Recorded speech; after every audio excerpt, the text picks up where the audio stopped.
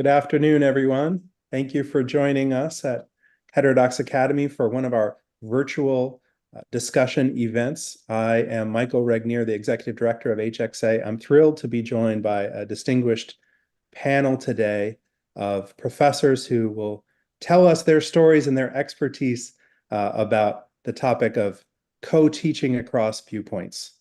So joining me today are Professor Michael Burns of the Biology Department at Loyola University Chicago, Bernard Avishai, or Bernie as we'll call him, from the Government Department at Dartmouth College, and Mary Kate Cary from the Politics Department at the University of Virginia. Thank you all for being with me. Let's move to our next slide and we'll tell you a little bit about who we are and what's the background here. So at all of our events at Heterodox Academy, we invite you to follow what we fondly call the HXA way, which you can see on the screen here today. I think this shouldn't be too much of an issue for folks who are attracted to the topic of co-teaching across viewpoints, but we always like to remind everybody to practice what we preach. And don't just look for the other guy not being intellectually charitable, but we'll try to be that ourselves, along with humble, evidence-driven, constructive, and authentic, I guess you could say. As we're discussing today, I hope you'll drop your questions, your comments, your feedback in the Q&A box, but particularly those questions because we'll be going through those as our discussion goes on today. Next slide. As we always do, we love to invite everyone to become a member of Heterodox Academy if you aren't already. If you work in higher education, membership is free, and we'd love all the help we can get as we work to promote open inquiry, viewpoint diversity, and constructive disagreement in higher education and academic research. If you're just interested in these topics, we have a weekly email newsletter. We'd love to get you signed up. So I hope that you'll visit us at heterodoxacademy.org or on social media. Next slide. Okay, I think we can get right into it today. So our guests this afternoon were invited because we've heard their amazing stories about this unusual, I think, practice of co-teaching, and particularly co-teaching on issues where the two professors may not share the same opinion, the same viewpoint, or maybe the same disciplinary or academic background. This is a topic of great interest to HXA and all of our thousands of members, in particular when times are polarized and when there are hot topics in the news, but really all the time. There's a benefit as we advocate at Heterodox Academy to having viewpoint diversity. We don't only want leaders to exercise restraint from chilling expression on campus when there's controversy. We also want universities and colleges to live out their calling, do the academic work to help lift up and help us understand what's going on in the world. And one of the great ways that can happen is in the classroom. So I'd love to hear the stories of my guests, and I'm going to ask each of you, can you give us an overview of the co-teaching that you do, who you do it with, a little bit about how it works, and sort of what brought you to this point? So that's one combined question, but we'd love to hear your stories. And Bernie, maybe I can begin with you. Can you tell us about your experience with co-teaching? Sure. I've been teaching a course on the Israel-Palestine conflict for about 10 years, more actually.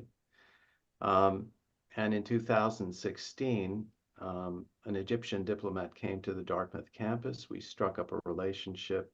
We became friends.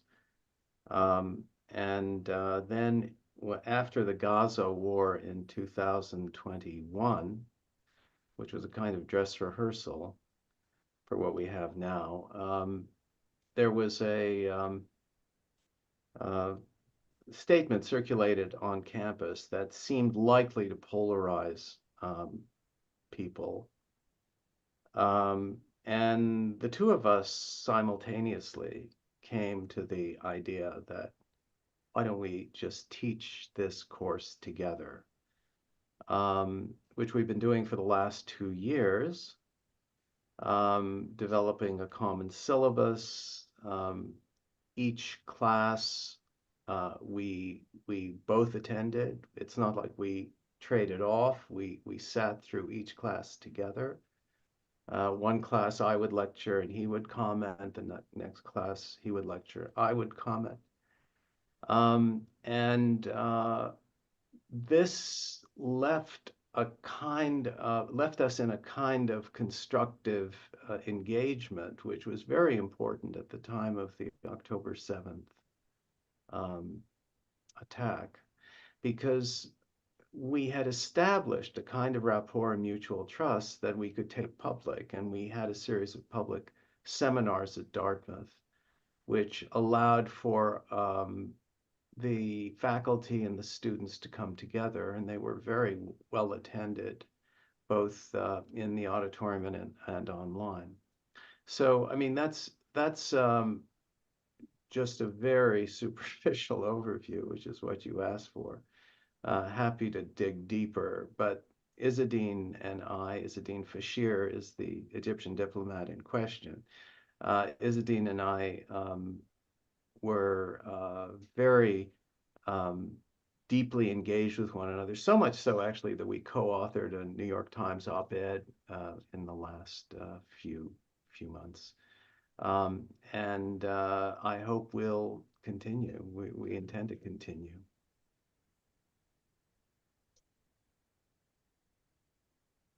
Thank you. It's a fascinating story, and we'll absolutely dig into that some more. Michael, you also have a long-term collaborator as a co-teacher. Can you tell us about what you've been up to at Loyola Chicago?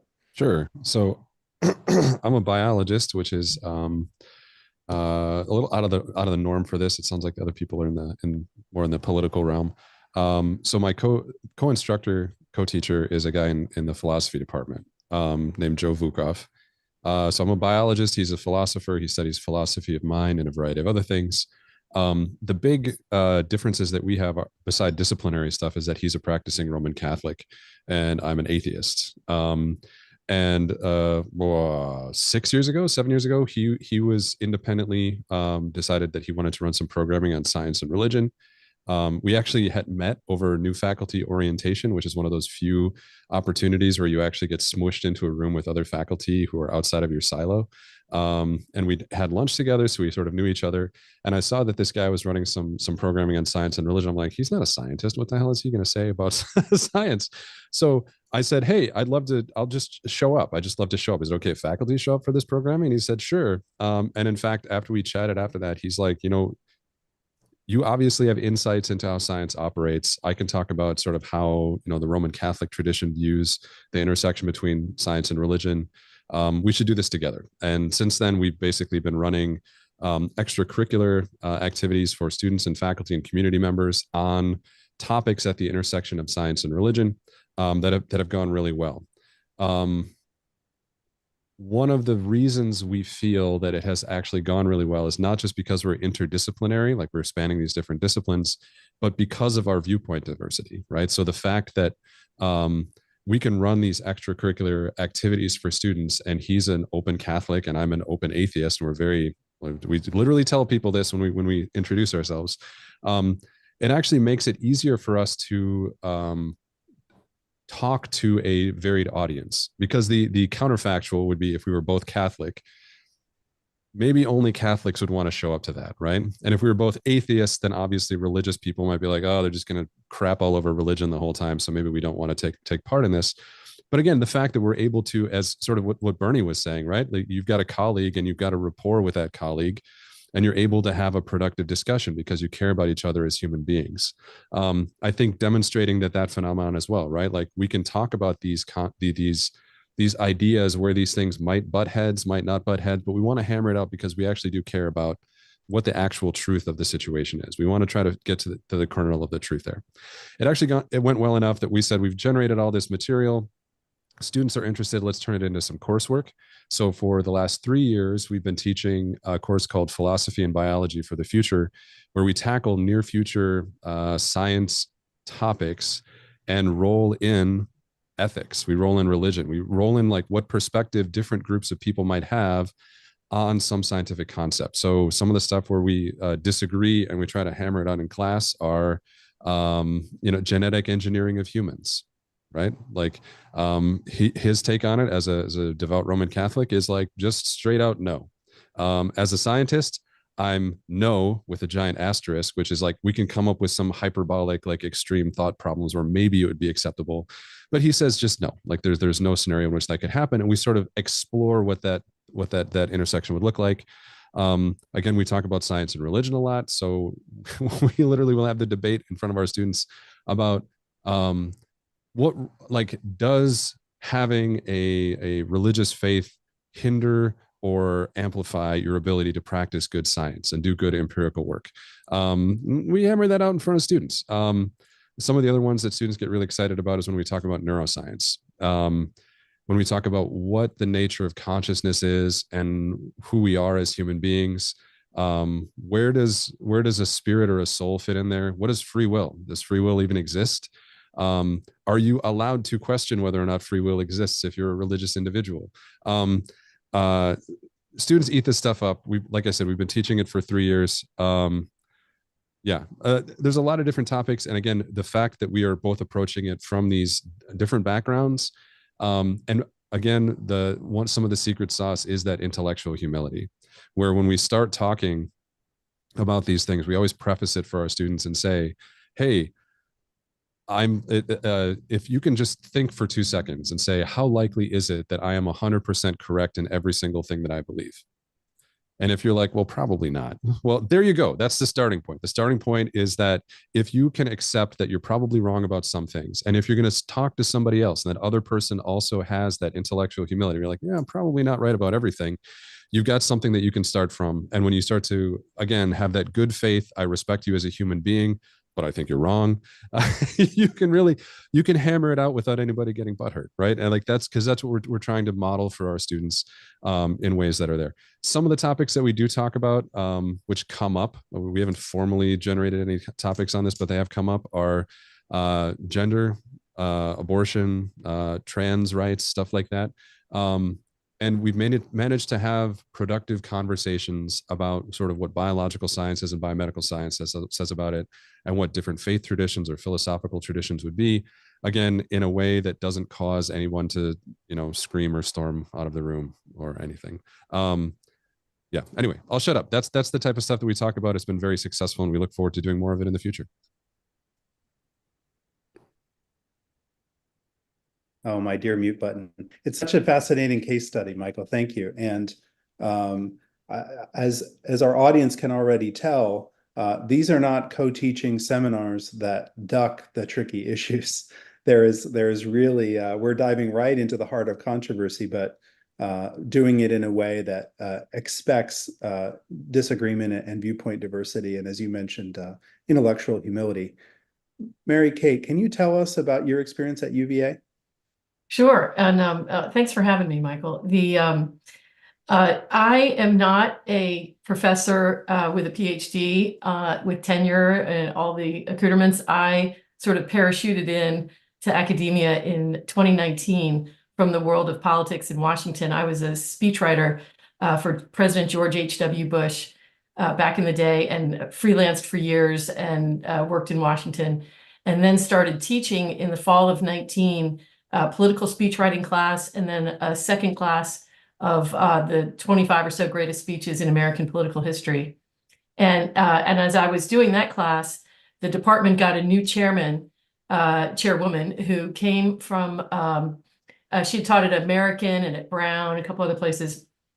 And she had, for many years, for 20 years, she had taught election fill in the blank, like election 2000, election 2004, every 4 years she would teach, and she's written all kinds of books. She's very well respected. Jennifer Lawless is her name. And so Professor Lawless arrives to be the new chair of the department, but she's got all these other demands on her time. She's writing a textbook, she's editing a journal. And she says to the outgoing chair, hey, is there somebody you could get to co-teach the class with me so I can split up the workload a little bit, because she was so spread thin. And he suggested me, and we realized that we were completely opposite political views, and the students could Google me and know that I was, a Republican political person. And she, it turns out, had run for Congress as a Democrat in Rhode Island, I don't know, 15 years prior. And so they could also Google that. So we said, well, let's just own it. And so we split up the workload. She had her lectures that, she'd been using for 20 years, but she would tweak them every 4 years to make them more current. So on Mondays, she was going to do the lectures. And on Wednesdays, I would assemble bipartisan panels of practitioners from politics, because those were all my buddies from Washington. So if the lecture that week was on polling, I would try and fill a panel with Republican and Democrat pollsters. Same thing with, the press, with debates, all the people who do the debate prep for the campaigns, all the consultants, things like that. And so I say to her that summer, hey, can I see your lectures before I start building the panel so I make sure it all matches? And I start seeing her lectures, and I realized that I disagree with a lot of the stuff she would say. We would always start the lectures with the same set of facts, the same poll numbers, whatever it was. But then each of us would give our take on it, was the idea. And she would do it through the lectures, and I would do it with these panels.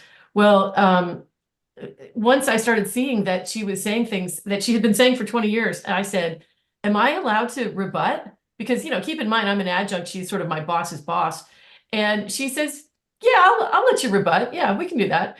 And so anytime, this was in 2020, height of COVID, height of the presidential campaign.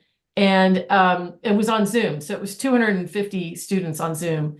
And so if she would say something that I disagreed with, you know how you can raise your hand on Zoom. So I would raise my hand, and she would start with, oh, it looks as though Professor Cary has something to say here. And that was the cue for the TA to put up a slide that said, she said in red and blue.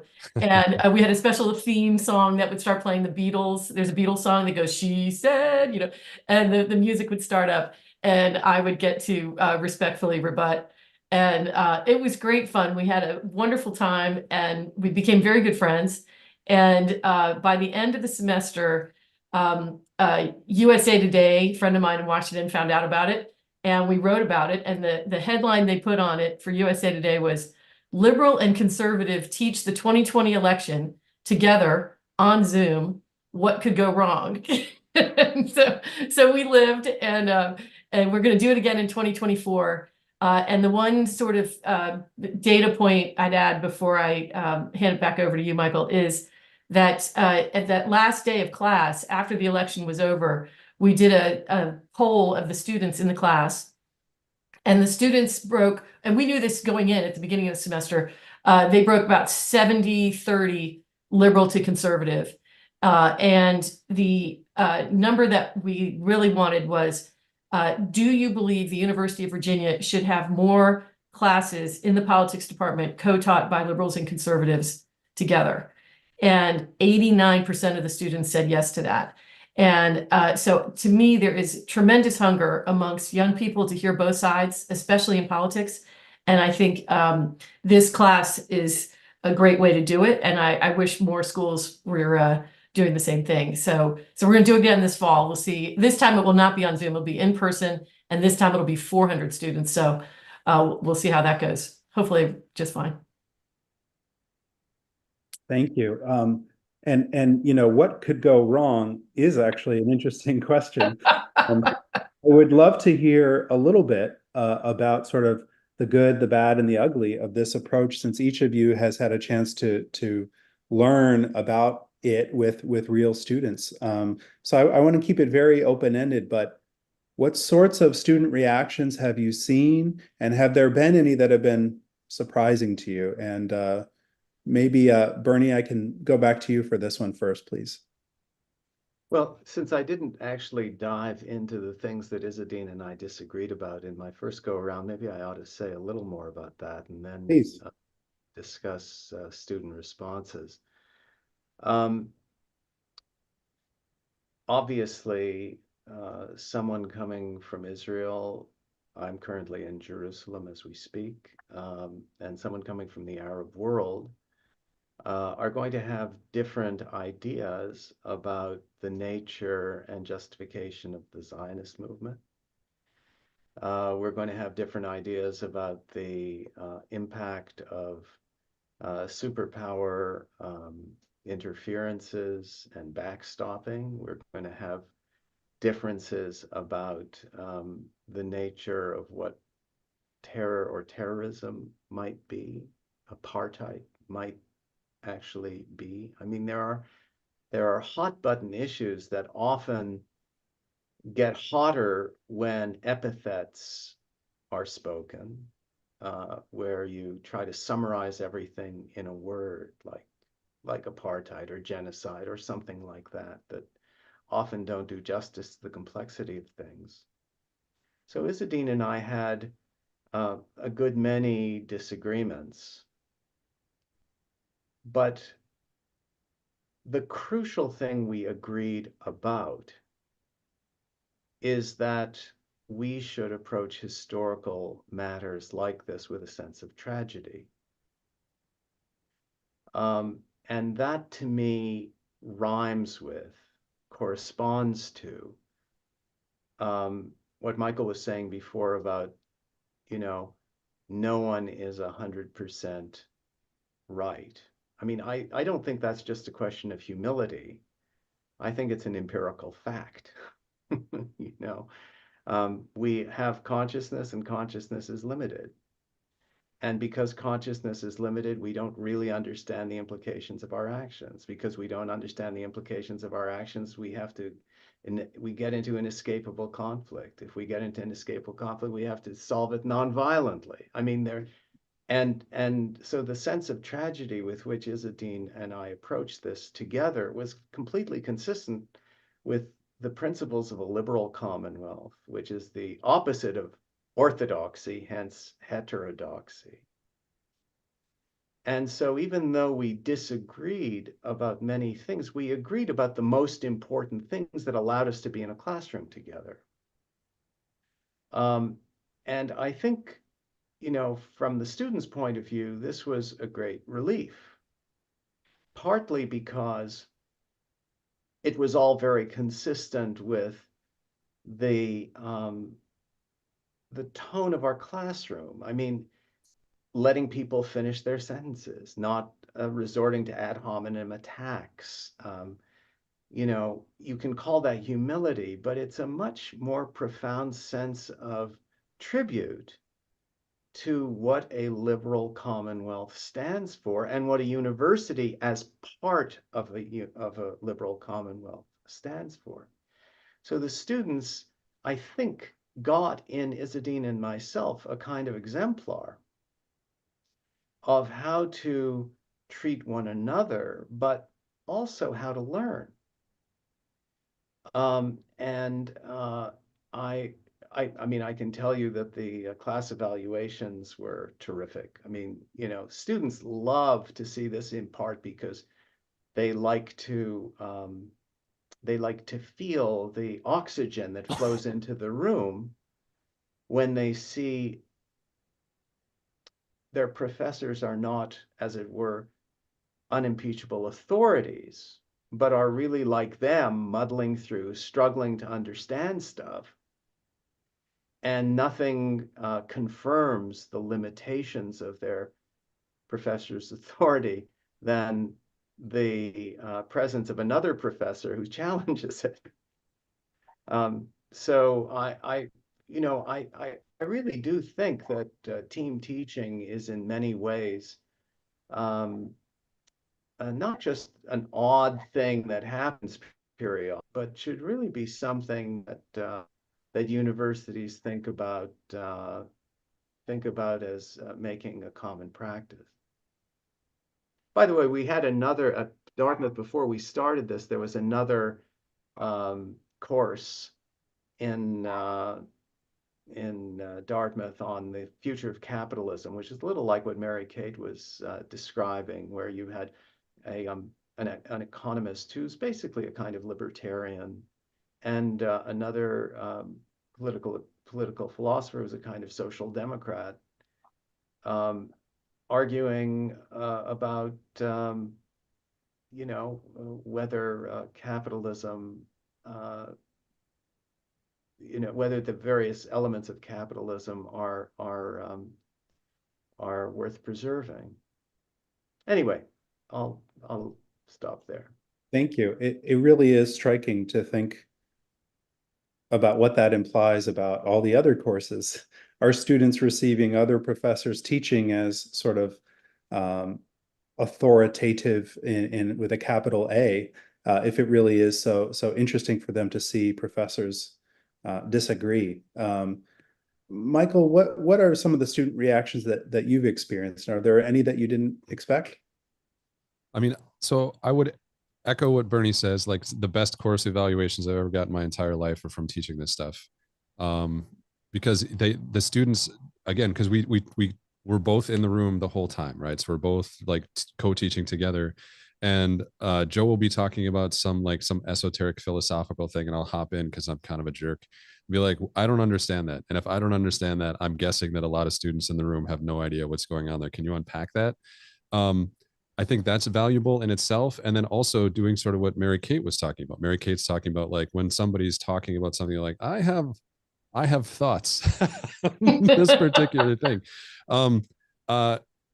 Those opportunities are the type of thing that would only happen in these contexts, right? Where you actually have somebody who, has some expertise where they want to contribute. So I think that's there. Some of the unexpected things. So the course evals were great, which wasn't necessarily unexpected, but the fact that there's such an appetite for it, I think maybe was sort of like empirically, I don't know if students want to think this stuff, but they do. Oddball things that we have pulled in. Loyola in Chicago here has a very large Muslim student population. And it turns out that this course in particular has been very attractive to our Muslim students, which is a little bit odd because you're like, I'm an atheist and Joe's a Catholic. Why do the Muslims want to take it? And the answer is because they're also very interested in the interface of religion and a lot of sort of different aspects of it. And we welcome their ability to contribute and say, this is how my faith informs how I view this part of science. Let's talk about it. And that's something that I don't think that they get in a lot of other, especially science classes, because science classes usually completely ignore normative ethics, like what we should do or could do about these types of things. They tend to be much more technological. And the humanities fields, whether it's science or philosophy or ethics, they tend to be a little bit vague on the details of how this stuff actually works. So when we get into the weeds, I'm able to talk very specifically about, this is exactly where our technology is at. This is where it's headed. How do you feel about that? How might someone from a Muslim perspective feel about this? And they'll tell us. The other thing is that it's not just the Muslim students. We've had a lot of students tell us about, like, we had a class session once. I don't even remember what the topic was, but students all just sort of opened up and were like, yeah, I believe this now, whatever it happens to be, whether I'm more secular or more religious. But there are these weird sort of superstitions that are found in my family. Like, at least half a dozen students in this class were like, yeah, my family believes in the evil eye. So if the baby's crying or something, you crack an egg in a glass of water and you put it under the bed. And I'm like, huh. How would I have ever known that this is a thing that students, like, both experience, like, as just like a part of their culture, a part of their life? And also we're like, well, how do you feel about, are you going to do that for your kids in the future? They're like, there's probably no harm in it. So yeah, why not? In other words, I think that that's super important. One thing where things, we did sort of anticipate this, and I'm sure Bernie and Mary Kate, you guys are probably going to echo this. One of the biggest things that you run into is, when you talk about these types of things, is that the knee-jerk response when you start talking about things related to politics or like personal identity or faith or race or gender or any of that stuff is, there's two things to argue about, right? So what we are hoping, I suspect, that we want to talk about are, let's evaluate this as like this independent object out here, and then just sort of like evaluate the object. But if you just jump in cold, people feel like it's a part of them, right? So when you start, so when I'm criticizing Roman Catholicism with Joe, we almost always preempt whatever the topic is, where we say, Joe, I respect you as a human being. I think that you're an intelligent person. And I believe you when you say that you have good reasons to be the way that you are, right? I believe you when you say, like, I believe these things. I respect you as a human being, and I believe that's true. Let's look at your claims, just to hypothetically, for the sake of argument, let's look at these claims independent of you as a person and see if there are any cracks or if there are any things that you hadn't thought about before, and we'll evaluate it. And he does the same thing to me all the time, right? So he's, how do you know what's right and wrong if you're an atheist, right? That's a stereotypical one, right? we can take a deep dive into all of those things. So again, the students are a lot more open than we anticipated. I think that's a big one. They have a real appetite for this type of stuff. And then again, I think the decoupling identity from the actual topic is like vital. You have to do that, because if you don't, you're gonna have a bunch of students who immediately are just like, when you start criticizing X, Y, or Z, or criticizing, more like arguing a hypothetical, what have you thought about this, doing as a Socratic approach, they might feel personally attacked. And then the second that happens, like, we're not in the space of like arguing about things that are true and false. It becomes a feelings issue. That's what I've run into. And there are certainly times when someone else's cold, rational discussion can feel offensive, because don't you know how personal this is? Mary Kate, I imagine in an election year there are certain feelings like that. What have you done for students? You think? Well, what we saw the most, two things, but it was sort of, one is unique to the moment in time in 2020. And it was because we were on Zoom. For some reason, the students had to have their cameras off so that it wouldn't crash the system. And so, because it was, 250 people on Zoom. And so they could speak through the chat function, but their cameras were off and we couldn't hear their voices. So it was a very strange thing that we were doing in that sense. And so when we'd have these panels talking, for example, it would be sort of a verbal fist fight over on the chat amongst the students. And because it was almost like social media where they could just lob, whatever they wanted out there.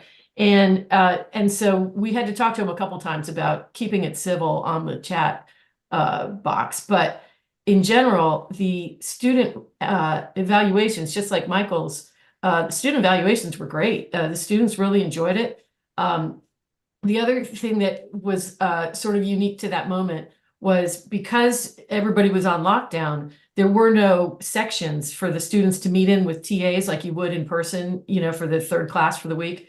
And so instead, they were required to volunteer in some way, having something to do with the election. They could be poll workers, they could work a phone bank, they could do get out the vote efforts, whatever it was. And they had to document it with a selfie of them doing whatever it was that week. And so we set up a Slack channel for them to have a selfie of their political activities. And what started happening was they didn't necessarily, not everybody, but there was a significant crowd who did not want their fellow students to see what their political activities were and who they were supporting in the congressional race or whatever it was.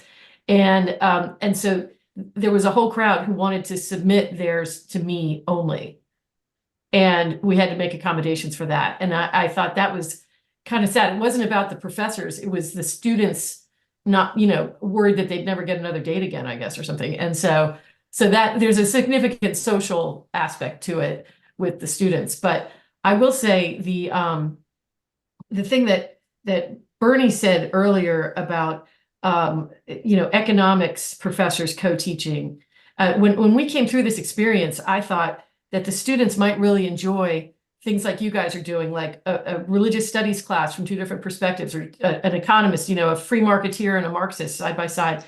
And I really think the barrier to entry is that in politics we know the numbers of how few conservatives there are on these faculties in politics departments. And so how do you find people to be the alternative person? And so I think we need more adjuncts, and that I would argue that that's not a bad business model to have a crowd of adjuncts who are willing to come in and be opposing viewpoints if there's not anybody on the staff, on the tenured faculty. And so that would be my suggestion, so that more students can enjoy hearing both points of view, is we've got to open a wider net for more instructors. Thank you. We have some terrific questions in the Q&A. So I'm going to throw a few of them out there, and I'll ask our panelists to go ahead and jump in if a certain question seems to speak to you. The first I'll mention comes from David, and I'm going to paraphrase slightly, but he says, I love the idea of teaching with a colleague with whom I disagree in order to model constructive disagreement, but I'm wondering, do you think professors should in general be foregrounding their own views on a subject while they are teaching that subject or prior to teaching that subject? He says, I'm not comfortable with the way some colleagues seem to teach their own views as the sober truth, rather than helping students come to their own reasoned views. Given that these colleagues are unlikely to stop, do we abandon attempts at some kind of impartiality in teaching? And many of you, or all of you, have also taught, individually. I'd love to hear anyone with thoughts on this question of partiality in general. Well, since we're sort of doing the round robin here,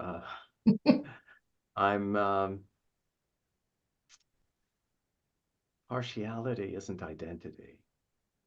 I think I want to sort of push back a little bit on the idea of thinking of ourselves in terms of identity, as if our birth or our zip code is our fate. There are things one acquires, there are things that we receive. There's a kind of wisdom of the crowd that preceded us. We call it a tradition. But I don't think by the time you get to be a university professor, you have failed to recognize that your ideas can change, and that your ideas are constantly they're not just shifting, but they're a product of life experience that continues to evolve. So one's partial view, one may be partial to something, but I think you must always assume your ideas are provisional and that your identity is a choice, but it's a choice that has opportunities for growth. I feel like I have multiple identities at this point, and I think my students should feel that as well. What I would communicate is that I had a Palestinian student in class who every time I got up to speak was obviously agitated in some way.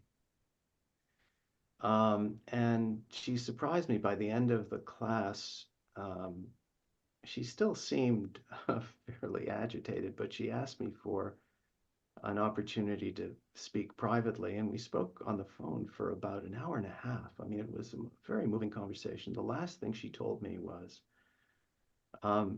she said, my views have not really changed that much, but I feel like my life has become a discussion. And I thought, I called Isadine immediately and said, what greater profession can one have than this? When you can have a young woman say that to you at the end of 3.5 months of discussion. So that feels to me a kind of it's not just an anecdote. I feel like it's a very fundamental principle that that gives credence to the idea that we are not identities, and that the discomfort we may feel as we feel challenged, or the discomfort we feel when someone seems to contradict, as it were, who we are, is a very positive thing. I don't think there would be a Heterodox Academy if most people who are on this call didn't come to that conclusion. Right. It's a very positive thing to be made to feel uncomfortable, precisely because our identities are between our ears. They're not in our DNA. Thank you. And, I'm also thinking of kind of I think there might also be a question about sort of instructional ethics buried in this one. Very broadly speaking, you could say the right thing to do is to be very mindful of your power over students and to try to make sure that you're not forcing your views on them with the weight of your authority and charisma and credentials and all that stuff. I think the AAUP has historically taken that position. I don't know if they still do, but there's a reason to that. On the other hand, there's the sense of, as you said, Mary Kate, people can Google me and see what my views are and see what my background is. So why try to hide it? Maybe it's more ethical to sort of bring it to the fore. When you're not co-teaching, is there any lesson that you've learned from this experience about sort of how to explain to students how your views should fit with their education? Yeah, in my political speech writing course, which I don't co-teach, but I bring in a lot of guest speakers because all the former speechwriters in Washington are all at the White House level are all buddies, and we have dinners and we hang out. And so I bring in a lot of Democratic speechwriters into my political speechwriting class as guests. And one of the things that we do in that class is the first semester I taught, some of the speeches, when I would say, please write a speech on something that you're passionate about, it got very heated and lots of name calling about people who disagree with whatever the position was. And what I show them every semester at the beginning is the Gallup and Pew polling that show that 25% of Americans self-identify as conservatives, 25% identify as liberals or Democrats, and then you've got this 50% in the middle who are independents, self-identified. The new term lately is politically homeless because so many people don't identify with either party. And so if you are writing speeches to your little 25%, you're not going to win an election. And so you've got to figure out how you're going to get some of those people in the middle, or maybe even somebody from the other side to change their minds. And so now what I use is debate prompts that are sort of neutrally written, and I put them in a baseball cap, you go around the room and you pick one out of the hat, and you've got to write a speech on whichever side you happen to agree with. And unfortunately, the word is starting to get out, and the kids have figured out that they're eventually going to have to write the other side. But some of them are still surprised. They haven't gotten the word yet. But I don't tell them in advance that they're going to have to do that. And the tone totally changes when they're writing the opposite of what they believe. And all of a sudden it becomes, oh, there are very good arguments on the other side and reasonable people can disagree and all this sort of thing. I had one student come to me and say, I was going to write my speech on this, A, and instead I'm going to write it about the opposite on B. Am I allowed to change my mind?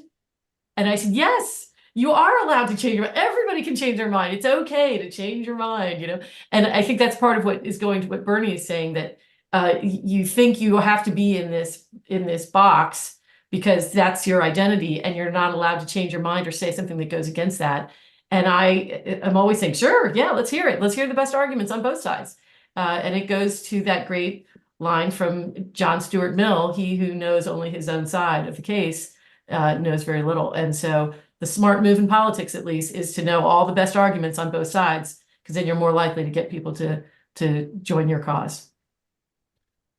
I would like to chime in on this as well. Sort of like, how much do you telegraph like what each professor's take is on it? And the first time we taught the course, we were just very open about it. Like, this is what Michael believes, this is what Joe believes, and let's talk about it.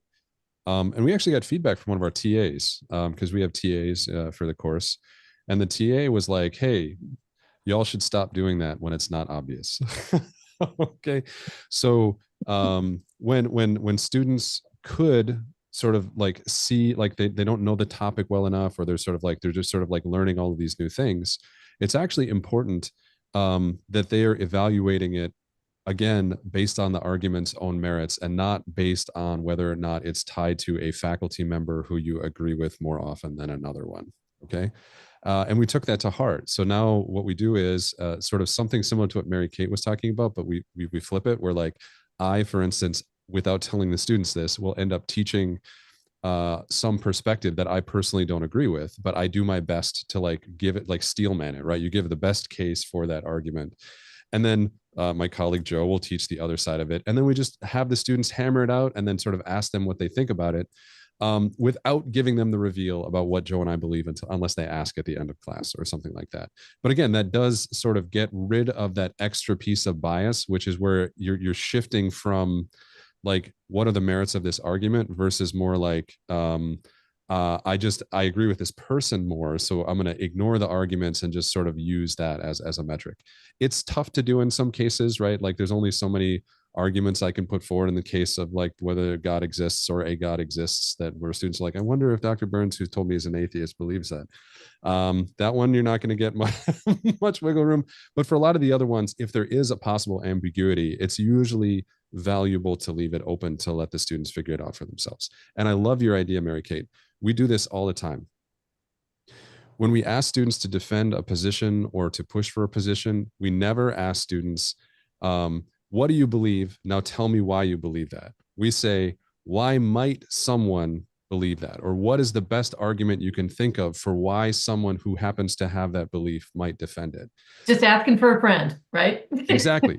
Like, we know that you don't think this ridiculous thing, but what might No, someone believe, right. right? Yeah. And again, what that does is it does the separation between like who you are as a person and what the idea is. But you have to do that rigorously, because otherwise stuff gets real uncomfortable real quick. I think that those are some great instructional approaches. We have a few questions in the Q&A that are pretty practical in nature. And I think I'll bundle a few of them together, throw them out, and respond to one or more if you feel like you have any information to share. Some of the questions people are wondering about are, how do I get buy-in to be able to do this? Isn't it extra expensive for the university? How do you figure out the money side of it? Does it only make sense if it's in person versus over Zoom? And I would add to that, I'm sure there are other practicalities that you've sort of come up against in the course of your respective co-teaching. So if someone is listening to this video or webinar thinking about actually making this happen, what practical advice should they be thinking of? Anyone who'd like to? Well, the first thing is get a job where there's a $4 or $5 billion endowment. I think that probably is a good first step. But failing that, obviously, this is going to require a little more work on the part of faculty. And sometimes, if you're in a public university and there's very little money, making the case for this is probably going to increase your workload, not decrease it, because if you get a double-sized class by co-teaching it, there are a lot of technical matters, logistical matters, and so on, grading issues of all kinds that you're going to have to take on yourself to make it work. But on the whole, all I can tell you is at Dartmouth, there was already a kind of administrative buy-in to the idea that this kind of experience was good and justifiable in a liberal arts college. And so there wasn't a lot of pushback when Isadine and I made this case.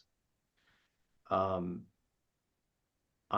can't deny, however, that it does incur an expense all around. It's more complicated. And it also tends to, I mean, no one has raised this, but it does tend to encroach on what some professors believe is a kind of God-given right, which is to teach, I don't know, their PhD dissertation or something like that, where they're developing courses right in the middle of their comfort zone. And they work so hard to finally get a job, and they finally got tenure, and God damn it, they're not going to, do anything that requires them to get outside of that comfort zone. That expense feels to me even more difficult to overcome than the monetary one. All I can tell you is to the administrators out there who are listening to this, this is a mandate. This is very consistent with the mission of a university. And the more it can be done, I think the better the students will learn. Well put. Michael or Mary Kate, any practical suggestions for our listeners? Yeah, I've got one. We haven't done it yet. We're starting a new program. The first one we just had last week, free lunch, which is key with students. You got to have the free food, free lunch, and in exchange for your sandwich, at each table there were a series of softball, medium ball, and hardball questions. Softball being, who's got the best fried chicken in town? Medium ball, what's your favorite or least favorite class? And hardball, tell us about a time when you changed your mind about something important. And apparently, most of the tables, we found out afterwards, went straight to hardball. And there was one table that had a long conversation about how they used to be atheists and now they've all found faith, which I would not have guessed that was going to come up over the free sandwich at lunch. And so the next one we're doing is next month. We're doing this in partnership with Heterodox, and it is in exchange for your free sandwich. It's called Disagree with a Professor, and we'll have a different professor at every table. And the students are not used to disagreeing with their professors, I think, in class because they're worried about their grades or whatever. And you can now do this outside of the classroom, no risk whatsoever. And we'll have to figure out what the professors are, maybe we'll give them each one statement that they're willing to defend that people could disagree with. And I think this could be really popular. I brought it up at the Heterodox meeting, and all kinds of professors said, "Oh, I'd totally do that. Yeah, I'll be there." And so we'll see how it goes. I can report back next month. We're starting with 40 students, and like I said, free sandwiches. And we call it Free Speech Fridays, and we'll see how it goes. But I think that could get scaled really big. I think that would be really fun, and it doesn't take any university resources. Like we could see how this goes, and I think that would be a great way to start ideas like this of people side by side disagreeing. Logistics are hard. So Loyola does not have quite the endowment that Dartmouth has. So that is a thing. If you are in a place where the bean counting suddenly becomes important, and if you want to do some team teaching, they're like, why would we pay 2 faculty to teach one course when you could have 1 faculty each teach 2 courses? So the answer is no. Like you can go talk to the bean counters and say, this is great. It's a liberal arts university. It's perfectly aligned with the mission. And they'd be like, look at the beans. There are not enough beans to go around. No. So the way that we did it was, we just did it anyway. So it was very much a do it first and then get forgiveness later model that we rolled with. We ended up doing some things to avoid being fired because we were both pre-tenure at the time. And what that looked like was we actually are co-teaching and basically teaching an overload. So Joe's teaching a philosophy course, I'm teaching a biology course, and they're co-requisites for each other, and they're back to back. So we have students co-register for like this 6-credit monster where we eat up this huge chunk of their time, and that keeps the bean counters happy. Right. But we're also like volunteering an extra hour and a half, whatever, course section every semester for doing it. That can be a hard pill to swallow. But the second thing that we did was to try to plan logistically for how to make this thing have legs so that we can keep doing it, because we're not going to do it that way forever. Look for independent funding and get it. Okay, apply. Heterodox Academy is a place that you could apply to. We got $150K from the National Endowment for the Humanities. We've gotten tens of thousands of dollars from a variety of other nonprofit organizations. And the second that external money starts rolling in, you can go back to the bean counter and say, hello, we're actually paying for all of this ourselves, and it looks great for Loyola, which is my second piece. Go talk to the people who are in PR for the university, right? So talk to them about, bring students along, bring in your class evaluations and say, like, look at how awesome this is. Look at what a fantastic education students get when they come here and take these classes with these really awesome faculty members. Get in your alum network, take any public opportunity you can to talk about the types of really cool things that you're doing, and suddenly people's ears will start perking up. It sucks because it takes time. Like it's not going to happen right away. For us, it took a year or two. But for us, at least, I don't know, the success story, we've got legs. Joe and I just gave a talk to the Board of Trustees last week, talking about what some of the cool stuff that we talk about in classes. So we're hopefully playing the long game here. Like, if they give us an audience in front of the Board of Trustees, we must be doing something right. Yeah, that's my 2 cents. Like, again, if you're going to hit logistical hurdles, just plow through them if you can, if you have to. And then again, the tricks are publicity, external funding. I think that's going to really grease the wheels for you. I completely agree with that. We've been put in front of alumni groups many times. The alumni love this, the parents love it. And I know from personal experience, you don't have to spend much money at all on adjuncts because we're paid so little. So you can save a lot of money by doing this with adjuncts. But in the long run, I do think there is, I don't think it's crazy to set up a fund for people like alumni and parents and foundations and whatever to give to support higher salaries for adjuncts who could be brought in to do this. And but that's my take on the world, because that's what I am. But it sure seems to me that would be doable at a lot of schools. But maybe the institution, I did some research the other day. Apparently the national average for the number of adjuncts in higher education is something like 50% of faculties, but that must be a lot of community colleges, maybe, I don't know. Here it's 4% of the faculty, and they don't necessarily think adjuncts are part of their business plan, because they'd rather have people who are tenured who can't get picked off by other schools. And so I understand the bias against adjuncts, but I think in this situation, it could really bring them a lot of good for their reputation and for their bottom line. Well, I think we've seen a huge amount of interest in this approach for all of its educational benefits, and it sounds like there are some practical ways to make it happen. We're going to have to wrap up our discussion here, but I want to thank all of our panelists today for coming and sharing your expertise, and to all of you joining us online. I'm sorry we couldn't get to every question today, but to continue the conversation, I would love to invite each of our panelists. Here's my last question.